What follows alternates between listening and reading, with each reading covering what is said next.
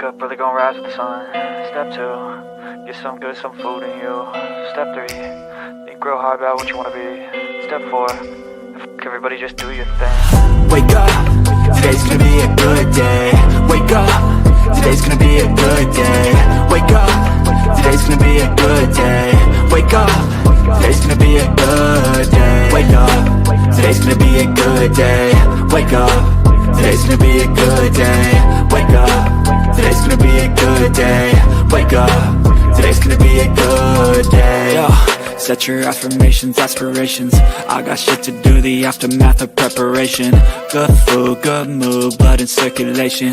One step at a time, yeah, that's how you make it. Set a goal you control and the steps you take them. I try to pick one thought, have some concentration. And if I make a mistake, it's called education. I try to do this every day, call it replication. Wake up, today's gonna be a good day.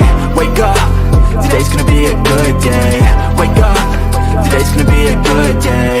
Wake up, today's gonna be a good day. Wake up, today's gonna be a good day. Wake up, today's gonna be a good day. Wake up, today's gonna be a good day. Wake up, today's gonna be a good day. So life ain't easy, yo, I think there's a reason though. Ups and downs, just like every different season, yo. Sometimes I'm high, other times I'm barely breathing, though. I always gotta fight and hide from the demons, yo. Negative thoughts are poison, they rot. Head full of flaws, so here come the clouds. They'll never stop unless I can swap all the bad for the good in my head when I'm lost. Yeah, so I'ma fake it till I make it. Positive thoughts are overtaken, I got patience. One day at a time is how you operate a cadence. A flow, you grow, you show yourself a foundation. Stay away from all the shit that causes temptation. I know that I like to do it cause it's sensation. I live my life in my head like a narration. Don't expect greatness, do my best, man, I'll take it. Wake up, today's gonna be a good day. Wake up, today's gonna be a good day. Wake up, today's gonna be a good day. Wake up, today's gonna be a good day. Wake up, today's gonna be a good day. Wake up, today's gonna be a good day.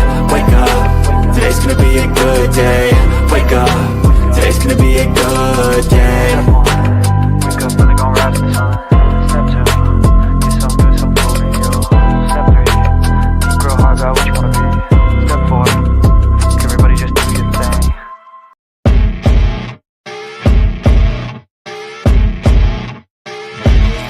As you wake up in the morning, you want to find the latest, greatest information about criminal cases and have an intuitive conversation about the suspects associated with these cases.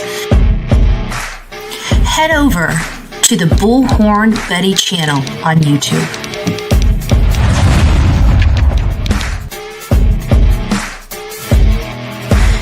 Breaking news right here on the Bullhorn Betty channel. Welcome to the Bullhorn Betty Coffee Club. Enjoy your stay and enjoy your day.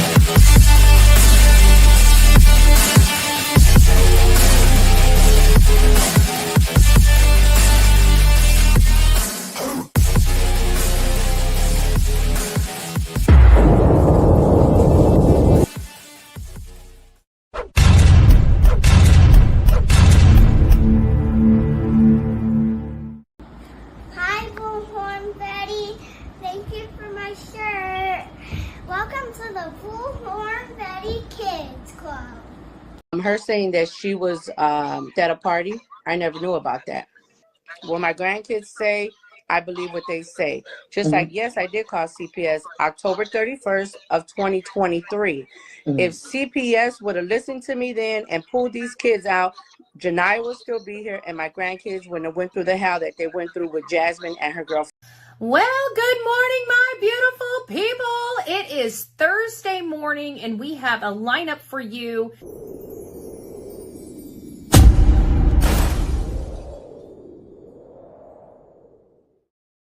Today we are going to be talking about Sebastian Wayne Rogers and the 3 a.m. car. It is up for debate and a lot of dispute related to that particular item when it comes to the Sebastian Wayne Drake Rogers case. Sebastian Wayne Drake Rogers, he disappeared when he was 15 on February 26, 2024, and he disappeared and vanished into thin air inside his locked home where he was residing with only his mother this particular evening.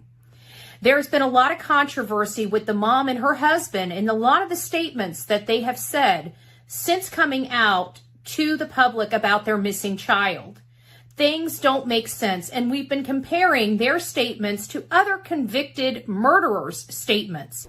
Yeah, I mean, not everybody's going to have their own opinion on anything like this. Yes, everybody has an opinion. No matter what anyone's personal opinion is. People are people, and they have their opinions. And they sound eerily similar to a few of them.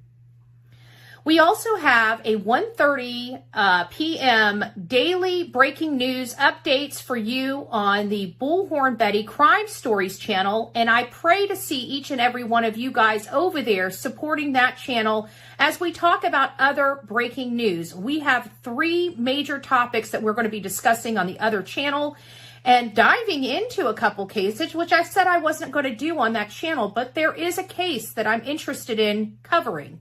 So I hope you all meet me over there. God bless each and every one of you. And remember, you will never influence the world by trying to be like it. We try each and every day to make sure that our audience is well aware of all the breaking news and updates and twists and turns in the cases that we are covering. And we need your support across all of our channels. So please don't forget to go and subscribe to all of the Bullhorn Betty channels here on YouTube, on TikTok, X, Facebook, multiple groups on Facebook that we run for our true crime work. So please get out, sub up to these things, support the Bullhorn Betty channel, and support other like-minded content creators such as Justin For All, Smiley's World, Gypsy, Mr. and Mrs. E. And there is a plethora of other ones out there. Josh the Lab, the Interview Room. It's a Crime. We have a lot of good content creators that are focused on the victim and the truth. Let's get going. God bless each and every one of you, and our mission is to bring Sebastian Wayne Drake Rogers home safely. And if we cannot accomplish that, we want to make sure those that harmed him are met with justice. God bless.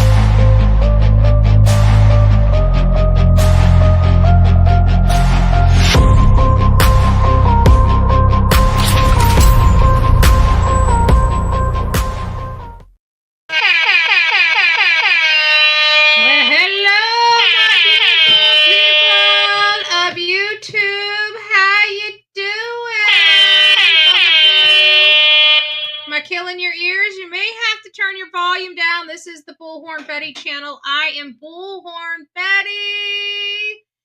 And we have several cases we're covering today.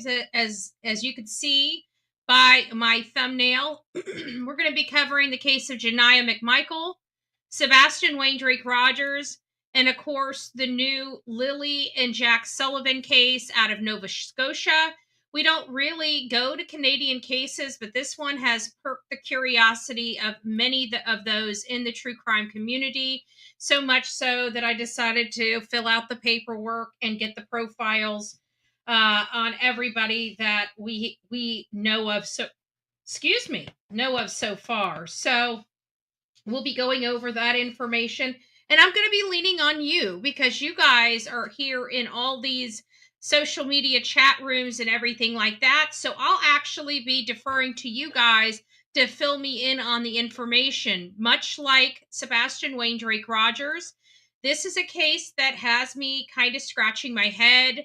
The mom is saying something to the effect that the kids may have autism, but they're undiagnosed. There's just a whole host of questions that I have that I'm actually praying, instead of me educating you on a case, I'm hoping that maybe you guys can educate me on the case. And that brings me to our goal for this show. If you guys would like to have an open panel, not a call-in show, but an actual panel where people come up on the panel and chat about this case, we do have a goal. If we meet that goal, I will open up the panel. And if you're worried about people seeing you up here, we have these things that we can throw up anytime we want to, so people don't see our faces, right? So if you happen to be one of the people that don't really want to, show their face or anything like that, and you want to, potentially come up here and speak your mind, we have a way of doing that. So I just want to let you guys know. And usually when I do panels, I do cover up the screen until I know who they are, because people are just a-holes in the world. It's not like the America we once knew. We have a whole new America where people are just nasty, and why they do the things they do, I can't tell you. I'm not psychotic. So I guess you got to have a psychotic brain to understand how the psychotic work. I don't know. What I do know is that it is almost the weekend. You guys have survived this week. You guys have survived Cinco de Mayo. And we are coming up to Mother's Day. This Sunday, all my beautiful moms in the chat, happy Mother's Day for those that are in my chat, which we do have a few that don't have their children. It's kind of hard because I know how emotional a day like Sunday is, especially for parents, moms, particular, that don't have their children in their life anymore. So all I'm going to pray for you is that you have strength to get through it, and you have fond memories, whatever it is, however things are. I just pray that you have the fondest memories possible, and are able to at least smile at some point on Sunday. Good morning. I see you, and all the grandmas out there as well. I see you. Pops her head in here and reminds me of the aunties and the Grammys, right? The aunties and the Grammys. Happy Mother's Day. I can't even speak. Happy Mother's Day to you, you beautiful people. And for those that are struggling in the chat, we still keep you in our prayers. We have a prayer list. We keep putting people on the prayer list. So we just pray for anybody that's going through something, good or bad, right? Good or bad. We pray for you. We pray for you on the Bullhorn Betty channel. So we're going to dive into Jania's. I'm going to say good morning to all you beautiful people, but we're going to be jumping into Jania's. We're going to be here for a little while. So if you guys are here just for a little bit, come back on the replay if you want to hear more about Lily and Jack. They're going to be, we've got two cases we're going to go over. We're going to go over Jania McMichael and Sebastian Rogers, and then we're going to jump into Lily and Jack's case and kind of talk about that. And your guys are going to help fill some blanks in for me if you guys know them. If you don't know them, then we'll just run with the information that I've compiled. But if there are some corrections, please let me know. Obviously, I misunderstood something, have something wrong, and we'll need to know immediately so we don't engage in misinformation. Unintentional misinformation is still misinformation, so we want to clarify that. Also, on Jania McMichael, there was a misspeak that I did the other day, and it was about the story that the grandma was saying. And while I still believe the grandma, she may have made a call to the Department of Children and Family Services back in October of 2023, I still believe a lot of people knew that this child abuse inside the home was persisting when it comes to Jania McMichael. So at the end of the day, I'm still hot under the collar with every adult in this child's life. But the issue is she was bouncing back and forth between stories of her own daughter, which is Jasmine McMichael, obviously that is Janiah's mother. So that's where the stuff came from. She was talking at the very beginning of that. She was talking about her own daughter going to the hotel. That was not Janiah McMichael. That was actually Jasmine as a teenager. You just couldn't tell because she interchanged her daughter and Janiah. You know, you didn't see where the change happened. It took me a little bit to go back and review it and go back and forth and review it, go back and forth and review it because of something that was just not right there. And that's when I realized you didn't hear the change, but at the very beginning, she was talking about her daughter, Jasmine, and then she just dovetailed right into Janiah, the situation where she says, I believe my grandchildren. That's what the segue into Janiah. Everything else prior to that was she was referring to Jasmine. So it took me a little minute, but I did want to clarify that because I did jump on the grandmother publicly, which was justified and still is justified. But I'd like whenever I jump on somebody that it be on the proper grounds. The proper grounds were that they just didn't do enough to save this child. They just didn't. And I think at this point, everybody is hyper aware that this child's most likely not here, much like Lily and Jack. You know, law enforcement's already come out and said, based on this, and this, they don't believe these children are alive. So we're kind of in that boat for those two. In the Sebastian Wayne Drake Rogers, we can only opine and theorize that law enforcement believes Sebastian at this point is most likely not here with us, but we don't know because we don't know what they have. We don't know anything about the case. They haven't updated the public on the case in well over a year. They just, it to me seems like for the first time that we've had a lot of firsts with Sumner County, but for the first time, to me, it feels like they're just wanting to shovel it under the rug. And I'm just disheartened about that, but we're not going to allow that to happen. We're going to continue to advocate for Sebastian Wayne Drake Rogers. And, you know, depending on where we go, we may have to do something a little more to remind people that Sebastian matters. We'll see. We'll see. So, as I said, good morning to everybody that's coming into the chat. It's nice to see you. Because we already have 240 people in chat, I'm just going to go up ever so slightly and start with Little Orange Man. Good morning, YouTuber. It's nice to see you. Lisa B. Always. Frank, Truth and Time. It's nice to see you. Eeyore Blue, Blue Eyes. SRK, hey love, I hope you're doing well. Dreaming of blue skies and sandy beaches. It's nice to see you. Becky, Lisa, Chip, good morning. I hope you're all doing very well. Lois, I see you. It's nice to see you. Dixie, good morning. Panda Bear's mom, good morning. Aw, Lisa B. Always. I always have an opinion. Oh, so do I. So do I. Oh, good gracious. So do I, right? So do I. Unicorn, Indiana, it's nice to see you. Good morning. Pugs, hello. Why not mind and let, what does it say? Why don't you mind your own business and let LE do there are pros. Oh, good God, Pugs. Good God. Grow up.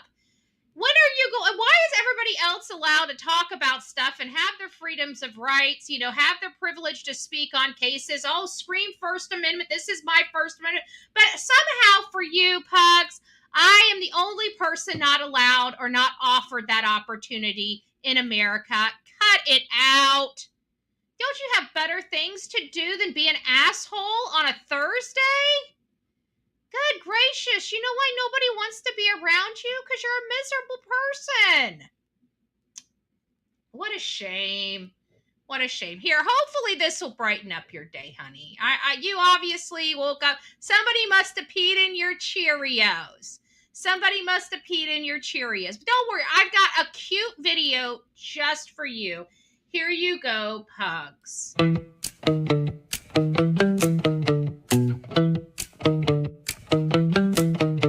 Sneaky gremlins love to fight, but we're here to set it right. Jump and duck, let's take a shot, turning trolls into what they're not. Whack a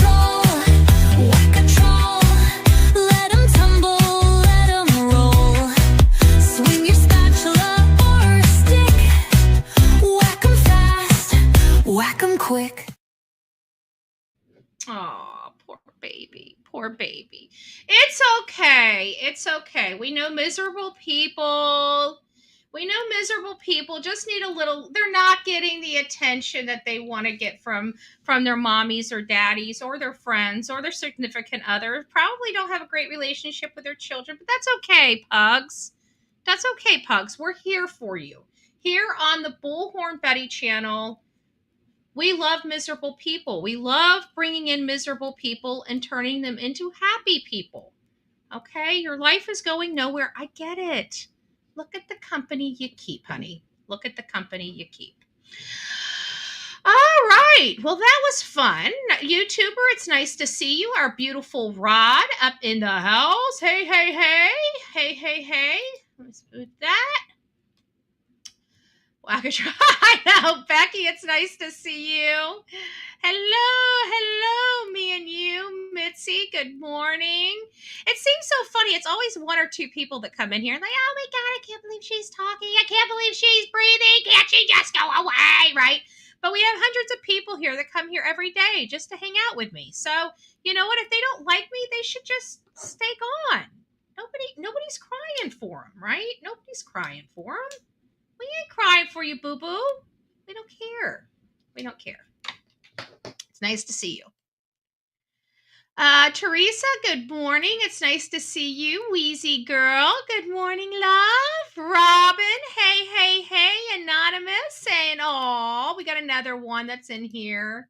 Oh, the poor babies. We got a lot of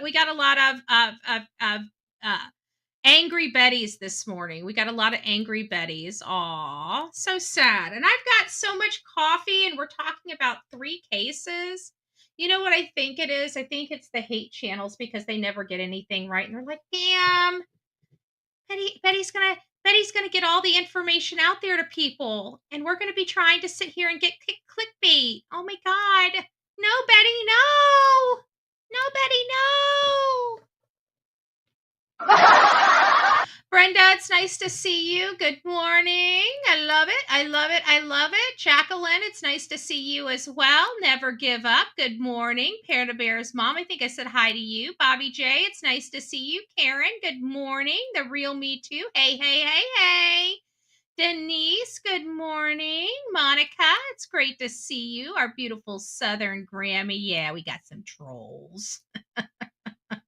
From a person called Pugs. Oh, good gracious. Here we go. Here we go.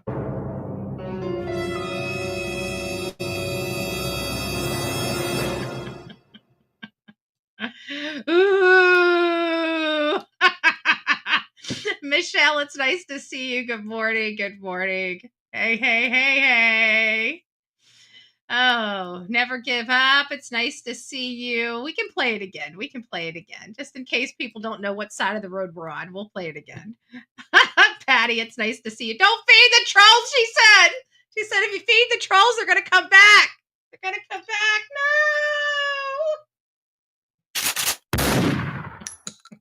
No. Damn. All right, Betty's got her buttons. Oh, holy smokes. Betty's got her buttons. Don't make Betty push the buttons. Don't make Betty push the buttons. All right, we're getting there. We're getting there. I think I got every. Samantha, it's nice to see you. Mary, good morning. Good morning. Who else? M. Blunk, it's nice to see you. Good morning. Valentina. Can I say something separate, please? I beg, plead. Members, what God says, do not fear the man who does evil, for he is easy to spot. Fear the friend or foe who sees the evil and does nothing about it. Thank you so much for that. That is, I like that. I like that a lot. Thank you. Thank you, thank you, thank you. Who else do we got? We got Denise, Pale Rider up in the house. Michelle, SJ, it's nice to see you. Good morning.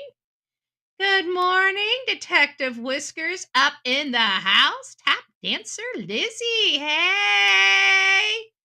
All I need is Jesus, coffee, and true crime. Amen to that. Amen to that. Wrong one. I'm about to do that one. That's the one. Amen to that. Amen to that. Who else? Laura, it's nice to see you. Who's your mama? Good morning. Good morning. Jacqueline, Lele, it's nice to see you. Good morning. Sheila, it's nice to see you, me and you. If I didn't say hi to you, says struggle is real. Hey, hey, hey. Love it, love it. West Virginia, holla girl. It's nice to see you. Logs, just scowl. I don't know if I got that, but from Canada, it's nice to see you. If we have new people and you're wondering why you can't write in chat, we have a 1 day. So it means you have to be a subscriber for a day before you can comment in the chat. We are a very controversial channel that speaks what's on our mind, talks about theories, talks about commentary, and we really don't care what other people think about it. And therefore, we get these things called trolls up in here that are nasty, ugly things that are very miserable in life. So we have to put these things on so the rest of the chat is not affected by these hyenas, right? We don't like them. Hyenas, what we call them.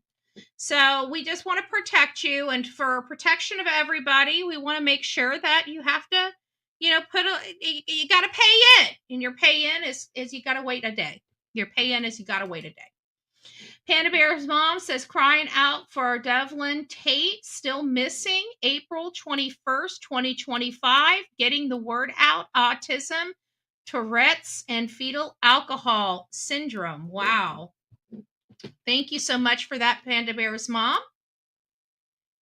We got Maria. Good morning, Maria. Mom's always first. It's me, Jen. Good morning, love bug. Sonia, it's nice to see you as well. Lisa, it's nice to see you. Lisa O'Connor.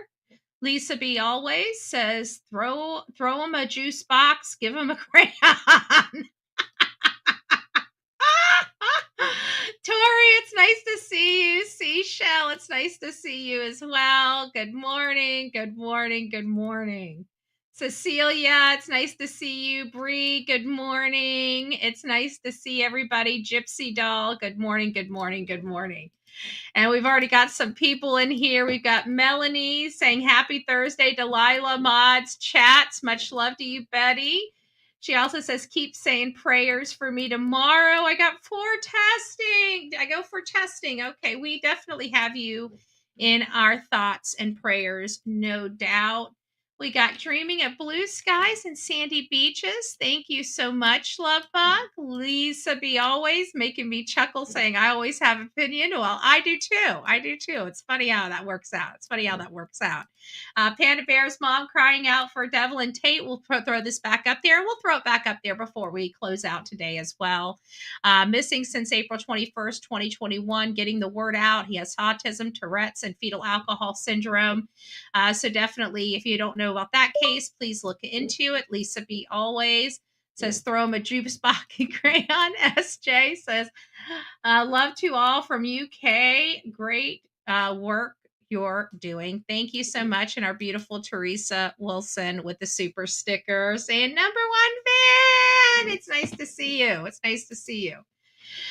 All right, guys. So the first thing we're going to talk about, and this is going to take us probably, I'm going to try to keep it right about half an hour. So it's going to be, we're going to talk about Janiah McMichaels. We're going to briefly talk about something on the Sebastian Rogers case, because there's a lot of statements I'm going to be making related to Lily and Jack's case in conjunction with Sebastian Rogers. So we're going to be kind of running information simultaneously together as we're discussing the Lily and Jack case and the Sebastian case, because I feel some type of way. And I think it's very important for you guys to actually see the similarities, right? Because I keep talking about all these people out there, defense attorneys and otherwise, always want us, hey, TD Dean, it's nice to see you. Always want us to believe that people grieve differently, that people act differently under certain stresses and all this other stuff. And yes, while that is true, to have these wild differences from normal people are not typical. They're very few and far between. Most moms that hear about their child possibly being gone and unalive, forever, never seeing them again forever. Just the thought of that, just the mere thought of that is enough to bring that person to their knees. And so when you're looking at these cases and you see these behaviors like Leilani Simon, right? What's the one that I just had in that McCann? Is it McCann? Not the McCann case. Which one is it? It's the why can't I think of it? Here, let me go back to it. It was the one that was in the one that unalived his wife and his two girls. The one that I just showed you in the intro video. Why is his name completely out of my brain? I feel like I just do you guys know which one I'm talking about? Watts. Thank you. Good gracious. Thank you. All I need is Jesus, coffee, and true crime. Good gracious. Thank you. Chris Watts. My goodness. I couldn't spit it out. And so you look at like Leilani Simons, Chris Watts, and then you're looking at, say, Don Wells, Chris and Katie Proudfoot. Now we're looking at who are these people? The Daniel, and I don't even know if I can properly pronounce the mom's name in this case, which is Malehya. Hopefully I got that right. Daniel and Malehya Brooks-Murray. Daniel Martell and Malehya Brooks-Murray. These people are all sounding about the same. Now, mind you, Don Wells has not been arrested, right? Chris and Katie Proudfoot have not been arrested. And who was the other one that I had said? And these people, Malehya and Daniel, they have not been arrested.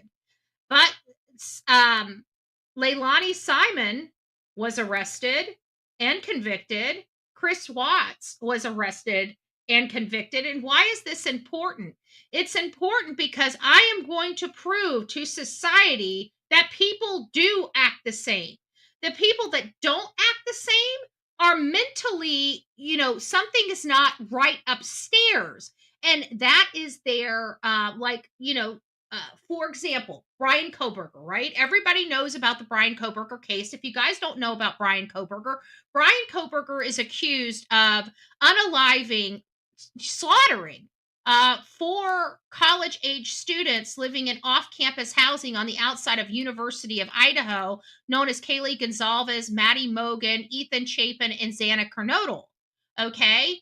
Now they're trying to say that his extenuating circumstances is that he has autism, and that's the reason why they need to take the DP, which, if people don't know, when I refer to DP, I'm referring to the death penalty, that they need to take the DP off the table because of this autism, which the judge said, no, that's not enough to simply take that off the table.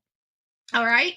So there are extenuating circumstances, but it's usually somebody that's not normal. Okay. These parents that we're dealing with, we're not hearing that they have these major psychological issues. We're not hearing these things. So if they're not having these major psychological issues, then they should be acting normally. Okay. And those normal parents, when they think that their child is never coming home again, act a very, very, very specific way. And that reaction is utter devastation and absolute distraught. Okay. It's uncontrollable and inconsolable. So if somebody is not acting that way, there are reasons they're not acting that way. And typically, it's because they have already been exposed to extreme circumstances, so much so that they now can be calm. The unknown is known. You understand? The unknown is known. when you know the unknown isn't scary. But when you don't know, the unknown is terrifying. Okay? So without further ado, we're going to get on this. This is going to be about 15 minutes, which is going to be, and I'm not going to probably play the whole thing. I'm probably going to play the first 10 minutes of this, which is still going to draw us out to at least 20 or 30 minutes from now. So we'll go ahead and get through this so we can discuss what I'm fearful of. And the reason why I'm forcing this down your throat is I don't want people to forget Jania's face. Right? I don't want Jania falling under the radar because we've got other children around the country that need attention. Jania needs attention too. She was SA'd, and you guys know how I feel about that. She was only 13 years old. There's multiple allegations from multiple people over the span of her life. And she was only 13 years old when she disappeared. So I don't want her falling through the cracks. So we are going to focus on her at least for a few minutes of every morning so we don't forget her beautiful face. And I just feel like, I keep looking at the news. I keep looking at, new stuff coming out. And at the end of the day, if it wasn't for social media, this is another face that would have fallen to the bottom. So all the beautiful people out there that are covering her case, thank you for that. They've been covering this case a lot longer than obviously I have, but we always, always, always, if possible, love to support when people are. This is a lady from missing. I can't remember, something in Trafficked, and does great interviews. I really enjoy watching her interviews. She's a good interviewer because she asks the questions and she shuts up. She lets the people talk. She doesn't give them suggestions. She doesn't give them an A, B, C, and D multiple choice answer to the questions she's asking. So it's just refreshing. It's somebody that truly is, when you hear interviews like this, it's somebody that's truly trying to find, and that's what gets me. When people are trying to give them multiple choices when they're giving an interview, they're trying to drive a narrative. When you have somebody that's interviewing somebody and asks them a question and shuts up and allows them to answer the question, you got somebody that's digging for the truth, not a narrative. And that's what's so important to me. So without further ado, let me get this person playing. Again, I'm just going to play the first 15 minutes of this. I think the majority of everything I need, not the first 15 minutes, rather, the first 10 minutes, the majority of everything that I need is in that first 10 minutes. Him as Maymay. Yeah. He did take them out for Jania's birthday. I received a call that Dave & Buster's, some type of machine was on fire, so they had to end the celebration. Fast forward, when Jania did finally come out and tell us. And I just want to say, did you notice how she said that? So Mommy Dearest it doesn't even appear that she was even at the birthday party. Let me just show you. Let's listen to that again. Compton. Yes, Darnell Compton, who you may know him as Maymay. Yeah. He did take them out for Jania's birthday. I received a call that Dave & Buster's, some type of machine was on fire, so they had to end the celebration. I'm not sure if a Dave & Buster's is an appropriate place for a child's birthday party because, let's face it, Dave & Buster's is advertised for adults, in my opinion, as opposed to for children. Fast forward, when Jania did finally come out and tell us, hey, because I had a conversation with Jania, just me and her, and I was letting her know because I had seen some changes in my child. And I'm like, if something's going on, if you're my thing was, I thought she was sexually active willingly. If you're sexually active, talk to me so we can get you on the right things to take you to where you need to be. Okay. 13 years old. 13 years old. What 13-year-old is going to do this kind of stuff without being exposed to this kind of stuff? Why is this mother not wondering why? Yes, 13, Wheezy girl. why she would be willingly active, right? She's 13 years old. Again, this mother, this does not make sense to me. It just doesn't, and it will not. No, Mom, I'm not sexually active. Janiyah, you can tell me what's going on with you. No trouble behind it. You won't be on punishment. You're a teenager. You're a preteen. Let me know. A preteen. Her mom understands. She is a preteen. There is no possibility that this child, and if she is, the question should be why? Who taught you about this? Who talked to you about this stuff? This is not normal for a 13-year-old child. And at this point, when this was a couple years prior to, so she was like 10 or 11 at the time. 10 or 11.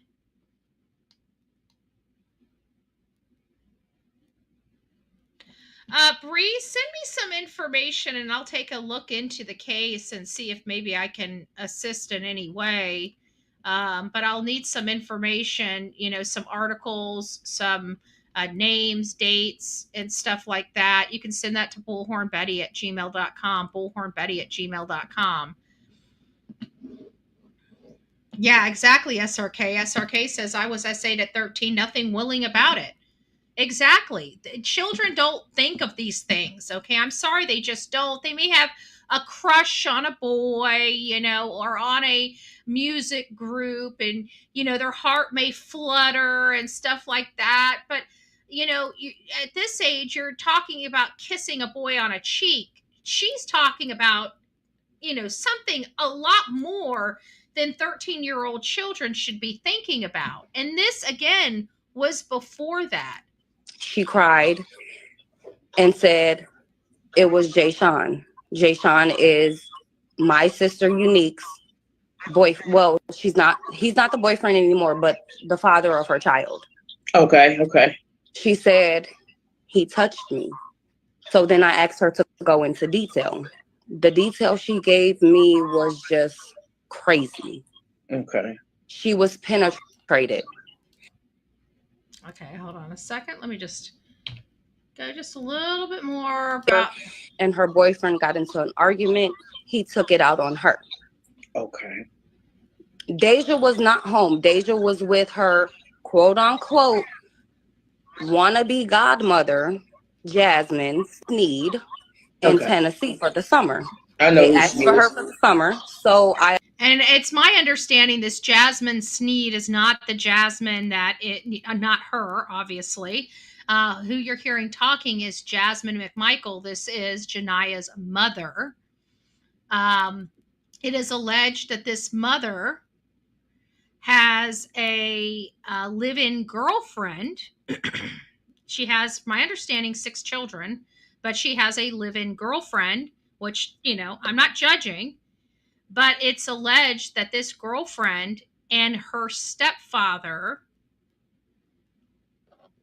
essayed Janiyah as well. And this is in addition to Tayshawn that she's talking about here. And why I said we have almost 3 or 4 documented essay allegations against this very young 13-year-old girl. I allowed her to go for the summer. A new environment. It's the summertime. Go ahead. When Deja came home, Deja actually came home the same day that same night that Janiyah revealed the rape to us. So now you guys are seeing having the understanding of what is truly going on in this 13-year-old girl's life. Now we're going to fast forward just a little bit because some of this stuff I don't know if I'll have to make a video out of. Janiyah stayed back at my mom's house, and Jay Sean was there watching his son, which is Jay Sean Jr. Okay. That's when the rape started. Then Janiyah went into detail to saying that let me just go just a little bit further. Conversation. Okay. When she revealed this to me, I called Kiera Bates, which is my girlfriend. I called her downstairs to inform her on what was being said. And I didn't know how to process this because of the Now, Kiera allegedly is the girlfriend to Jasmine McMichael. fact I've never been in this situation to one of my children is telling me that they're being touched. Okay. So I just wanted to let her know and her mom know and ask them, what steps do I take? What am I supposed to do with this? What are you supposed to do? She's asking them what she is supposed to do with these type of allegations. What is she supposed to do? Now, I don't know of any parent that is unclear about what they're supposed to do in a situation like this. But this is highly concerning behavior and language from a mother of a child this young. You know what I'm saying? Like, she's 13 years old and she's like, well, you just need to tell me if you're S active, blah, blah, blah, blah, blah. Where's the conversation of who taught you this? Where did you learn this from? What made you do this if you're doing it? You know, those are the questions parents should have when their child is this young. Not let's go to the doctor and get it taken care of. You know, when kids are this young and I find they're this type of active, in my mind, I already know that they have most likely been inappropriately touched or whatever prior to that. What does your shirt says? It says, you smell like drama and a headache. You smell like drama and a headache. And please go away. You smell like drama and a headache, and please go away. I love this shirt. If you want your own, you smell like drama and a headache, please reach out to Sonia. Please reach out to Sonia. She has them in stock. She has them in stock. We never want to forget that. Okay.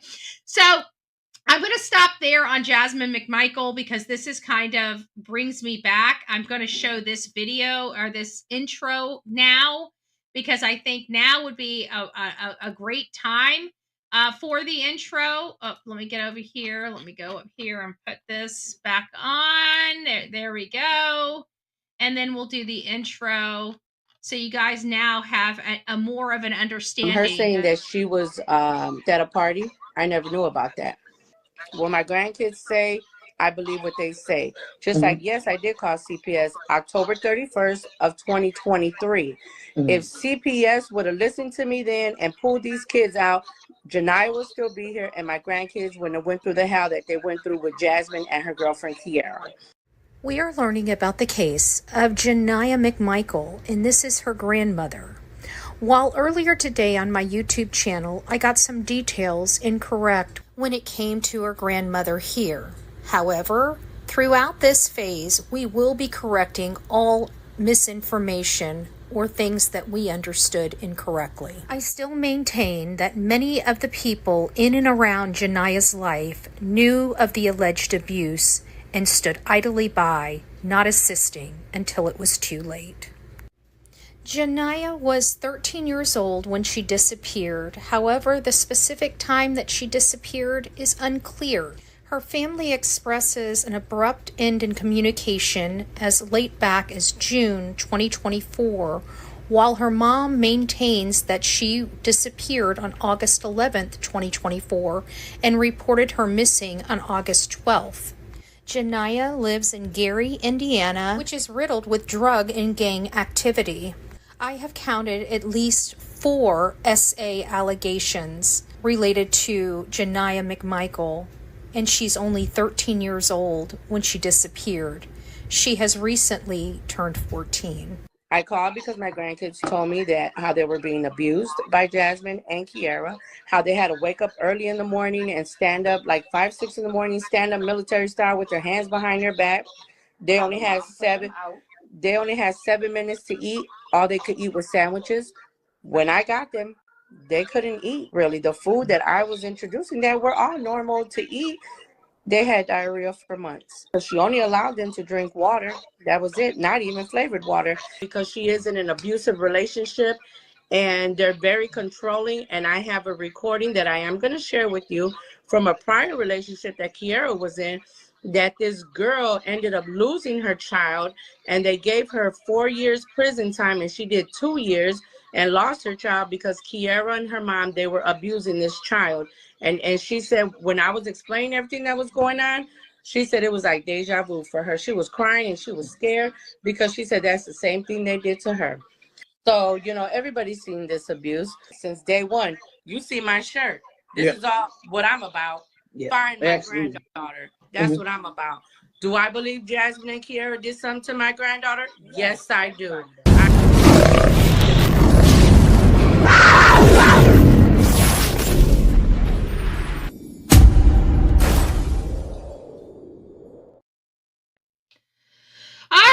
So now you guys got the gist of this whole entire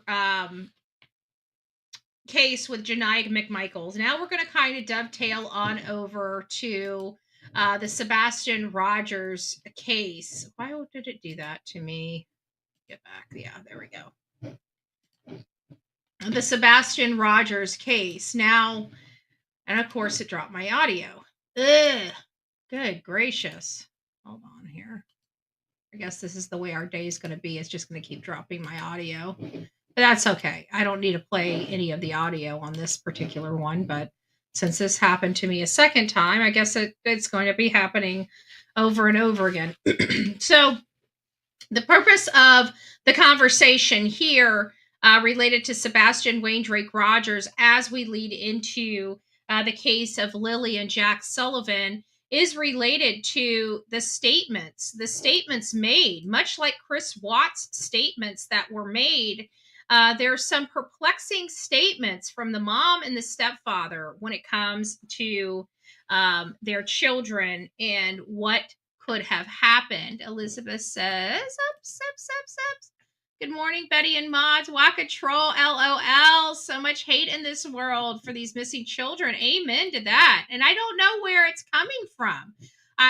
That's the problem I have is I truly don't know where all this hate is coming from. We are going to definitely, without a doubt, advocate for missing children in this country and abroad. Period. For people to think that we do not have a right to advocate for children is insanity. But this again, people don't think too bright anymore. Now, there's a lot of information related to Lily and Jack's case that I did not have, and many of you guys know that when I'm diving into a case, I grab very specific information and I plug it in and I try to get some type of gauge on the history, the background, all these things. But when you have limited information, it does hinder the process ever so slightly, and why I got to come to social media and ask you guys to be on the lookout for information that can be plugged in at some point. Valerie does not make you a bad person at all. We all learn from our mistakes and teaches us. Look at who you are today. That's exactly it. Never be ashamed of your past. Many of us, just like me, would not be here, would not be the person that we are today had it not been for the walk that we had. Had I not had the walk that I had, I would not be here. I'd be someplace else. I'd be doing something else. I'd have different experiences that led me down different roads that led me to different life path, right? Without my specific life path, I would not be here. I would not be as knowledgeable or experienced in a lot of the subject matters that I discuss to this day. But because my life was crap by my own hands, and I had to literally fight for every bit of my life that I have now, it gives you a different perspective in life. Had I become a doctor or a lawyer, life my life path would be much different than it is today, right? But I think the moral of the story is you could be anything that you want to be despite where you come from. So, as you guys know, this is the case of Lily and Jack Sullivan, two young siblings who went missing from their home in Lansdowne Station, Pictou. I know I got these names wrong. Pictou County in Nova Scotia on May 2nd, 2025. So this is a recent case that has garnered significant public as well as worldwide attention. We'll be breaking this case down. However, like I had spoke about, is that some information is limited and lack of specific data in the sources.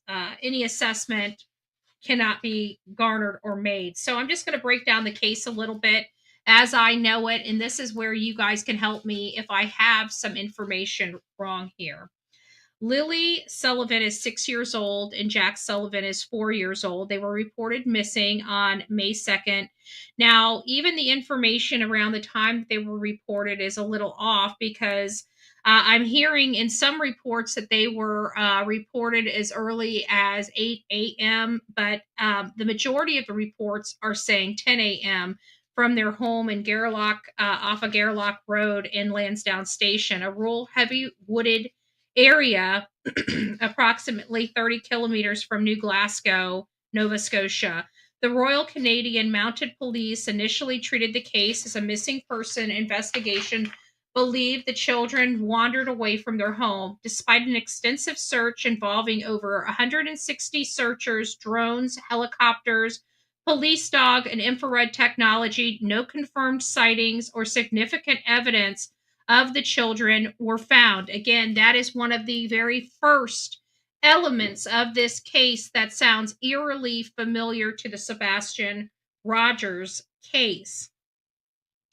By May 7th, the mounted police scaled back the search, citing a very low likelihood of the children being alive due to the time elapsed, inclement weather, and their young ages.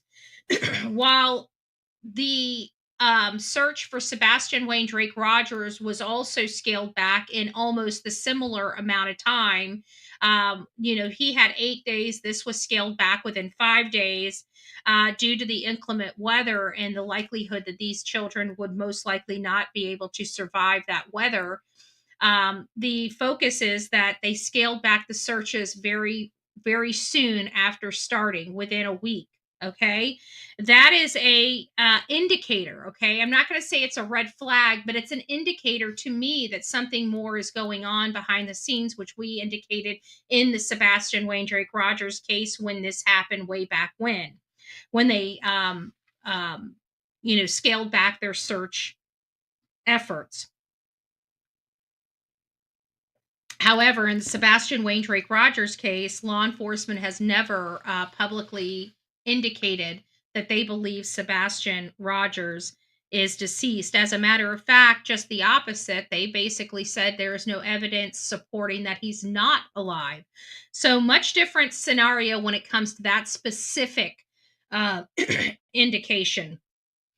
But according to the mounted police, what, you want to say hi to everybody? Come. Say hi. Say hi, everybody. Say I love my mommy. Say I'm nice and shiny and pretty. Look at my beautiful shiny coat. Mommy gave me a bath yesterday. And I'm still the apple of her eye. Yeah. There's her Gene Simmons. Oh, that pretty girl. Okay, go to bed. Mommy's almost done. I know I'm over an hour. She always reminds me when I'm over an hour because she's ready to go after an hour and she doesn't realize we're going to be here a couple hours. So she's going to be a little upset with mommy.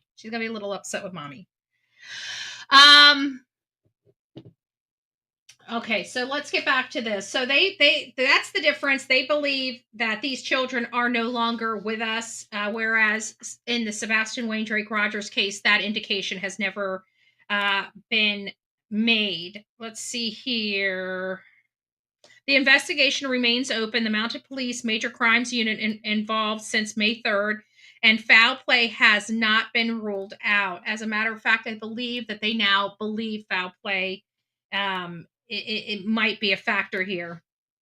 Now, although they refer to Daniel Martell as the stepfather, it is my understanding that they've had a significant relationship for well over 2 years, more in line with like 3 years that they've been together.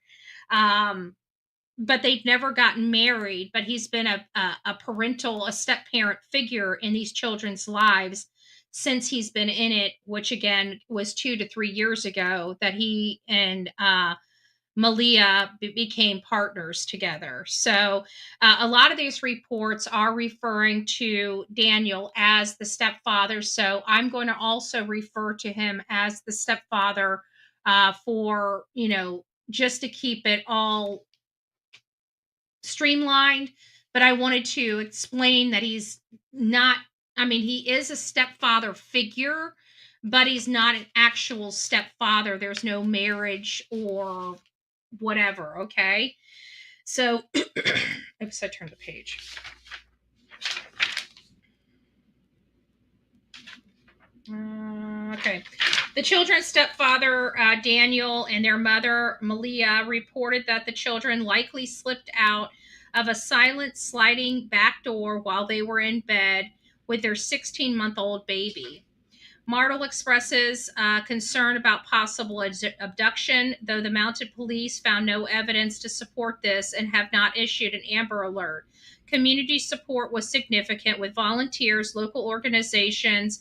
Now, this is, I'm assuming, some type of Indian reservation or something like that. I'm going to butcher this name. I do apologize in advance, but it looks like Saipinkini,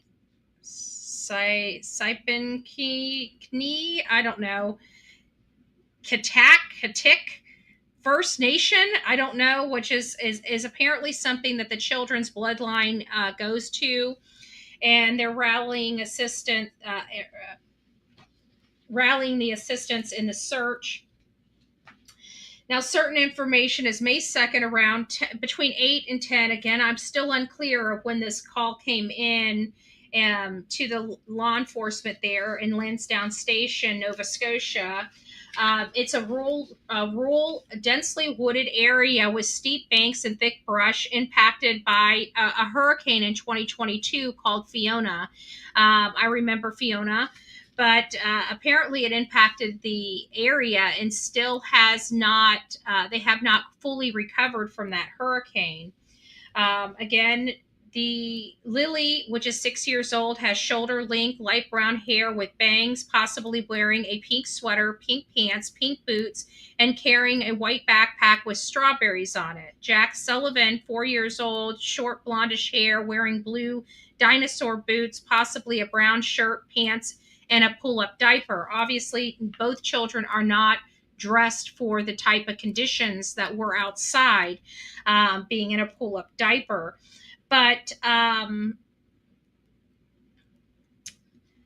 there's one thing that's kind of got me here, and it's the backpack. Like, why would she take the backpack? That does not make sense to me too much. Like the backpack, like, kids sneaking out of the house and playing out in the front yard and wandering off is one thing, but it's the backpack that kind of has me questioning. And the children are both part of that First Nation through their maternal grandfather. Children were last seen at home by the stepfather, Daniel, who reported Lily entering the bedroom several times and hearing Jack in the kitchen. Parents were in the bedroom with their 16-month-old baby. The sliding door, back door, was silent and likely used by the children to leave. This is what they want us to believe. Now, I just want to put a caveat on here. These are not my statements. I'm just giving you guys the background of this case as we know it through mainstream media. And we're going to dive into it as we always do with our opinions and commentary. No attendance. This is another red flag to me, is that prior to these children disappearing, they allegedly had not been to school from Wednesday on. So there was no school on Wednesday, but they did not show up to school on Thursday or Friday. And the stepfather indicated that it was because the kids were sick. I find that awfully suspect in conjunction with them sneaking out of the house. Typically, kids that are sick, they're babies, they feel awful. Sneaking out of the house at this age is not one of those things that they do when they can't go to school. So I find that as a really, really significant red flag. And it also tells me that these kids could have disappeared a lot sooner than what was originally called into law enforcement, that it is possible that they could have disappeared as early as Tuesday evening. We do have reports that they made it to school Monday and Tuesday. They were off school Wednesday and did not show up Thursday or Friday. So there's been over 160 searches, as I previously stated, and I told you guys what all they used, but just in case you guys forgot, they did ground searches, rescue teams, they had mounted police, they used police dogs, drones, infrared strip technology, helicopters, and Nova Scotia Guard. Potential footprint was found on May 3rd, leading to an expanded search in the area. Searches scaled back on May 7th due to low survivor probabilities, focusing shift on rechecking specific areas. Now, you guys notice this? The focus shifted on rechecking specific areas. Focus shifted on rechecking specific areas. Why is that so important? It's so important because that's the one thing we never heard them do in the Sebastian Wayne Drake Rogers case. Now, other items found is during this search, there were things that were found that they did bring back to the parents to ask them whether they were these children or not. They found shirts, blanket, and a water bottle. Those were all shown to Daniel, and he confirmed that those did not belong to the children. The Mounted Police Major Crimes Unit involved since May 3rd are treating this case as suspicious until proven otherwise. And do you notice that? They're treating this as suspicious until proven otherwise, not as non-suspicious until proven otherwise, but as suspicious until proven otherwise. Those are the words that we here on the true crime community love to hear. We love to hear that. They're taking this seriously when I hear stuff like that. No evidence of an abduction, so no Amber Alert was issued despite requests from Martell and Brooks, which is Daniel and Malehya. They've been requesting this Amber Alert, and because of everything that I'm learning about both of these people, I think they're doing that for two reasons. They don't want to be the one that has to tell people their children are missing, and two, because it would throw suspicion off of them, which we're much further into this case. It is the 8th. This stuff started unraveling on the 2nd of May. So it's been 6 days. And in that 6 days, even with Google and mainstream media, as well as other social media platforms, we have a lot of information that we can discuss when it comes to this case. Martell interviewed for 4 hours, provided his phone number, and offered to take a polygraph and drug test. There is drugs. I believe drugs are a factor in this case as well. No confirmed sightings of the children, much like Sebastian Rogers. The stepfather is 33 years old and partner to Malehya Brooks-Murray, and they've been together 3 years, and that he works limited shifts at the sawmill. She's a stay-at-home mom with the family. The maternal grandmother, Cindy Murray, expresses hope for the children's safe return. There has been tension reported, and I'm hearing that the mom and stepdad are not even living together at this point. So let's go ahead and get some things pushed up here. I want you guys to hear it. This is the stepfather. Do I want the stepfather or do I want the mom? I think I want the mom. I think I want the mom first. Because this one here, in my opinion, both of these are you get a lot of I'm going to be doing this. I don't know why it's doing this. It keeps everything I put up. It's killing my audio, so I'm going to have to put up one at a time. Good gracious. Okay, here we go. So we're going to listen to Mom. What has Mom said about everything going on? Now, before we get started in this, we want to look at her overall body language. We want to listen to the very specific words she's using. Is she using past tense words? You know, we're learning a lot from the deception detective. Now, the deception detective also did a little blurb on this case as well. So he has broke down how he feels about this case so far. No tears, Doris is bringing up. I agree with that, as well as the fact that whenever you're listening to this, the deception detective, she's got all the check marks in the box that aren't on the good side.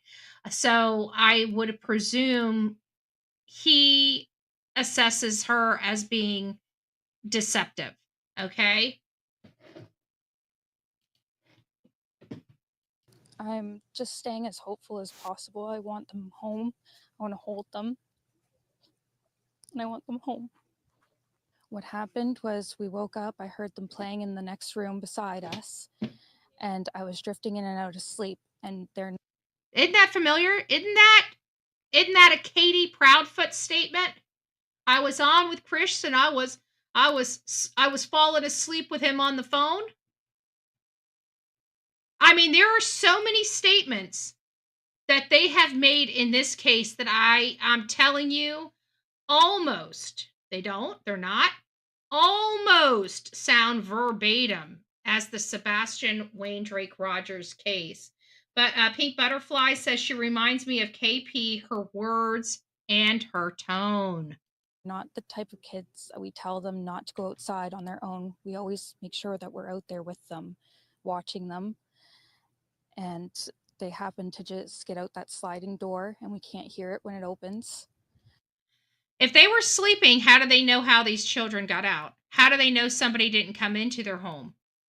If that sliding glass door is so silent, how does she know? And this was one of the critical pieces that the deception detective picked up. If you were in bed asleep, how do you know how they got out? With specificity. She's speaking with specificity. Now, I want to remind you that Lily is 6 years old and Jack is 4 years old. At the time of this interview, I believe, let's see when this was. Does it have a date on it? I don't have a date. Yeah, I do at the top.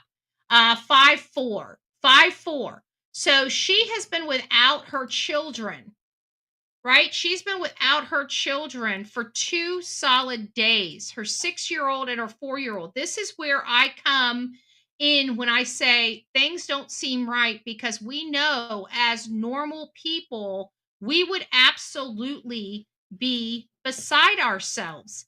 If we would be slobbering all over ourselves. Tears would be rolling and streaming down our faces. And they were outside playing, but we weren't aware of it at the time. And the next thing we knew, it was quiet. And we get up and I tell him, my partner, Daniel, I tell him, do you hear the kids? And he says, no. And we get up instantly. We're looking outside. We're looking everywhere, yelling for them. And I instantly just call 911. Didn't that sound familiar?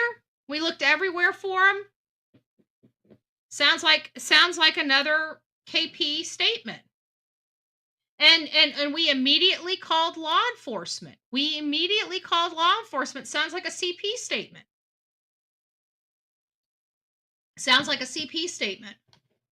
It's like a Ripples, Watts, PF, and this, in my opinion. Yeah, Laura. I agree. If you can't hear the door, you fix the latch. Exactly, Oma. That's what bothers me. That's what bothers me so much when we hear these cases and hear these stories. These are well-known issues that these parents allegedly knew about, but they don't any action to remedy the problem. You know, if you see your child sticking paper clips in a socket, in a receptacle, a plug, Are you just going to leave paper clips out for your child to keep sticking in the plug? I mean, do you need the child to electrocute themselves before you put a plastic protector in that plug to keep them from doing that? You see how this doesn't make sense? And then you take her behavior. And again, it comes down to Doris's statement that she said right before I started this, where there are no tears. This woman hasn't been around her young children, 6 and 4, for 24 hours or for 48 hours at this point. But moreover, she's got a 16-month-old child. You're talking about potentials of postpartum depression, real emotional stuff that should be going on in this girl that's uncontrollable. And here she sits calm and speaking matter of fact about things she should not know about, but is speaking as they are fact, as if she knows about them. That's where the issue lies. I just had the instinct I needed to call.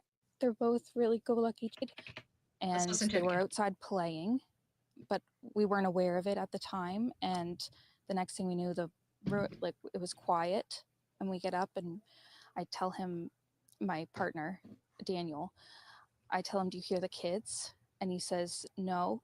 And we get up instantly. We're looking outside. We're looking everywhere, yelling for them. And I instantly just call 911.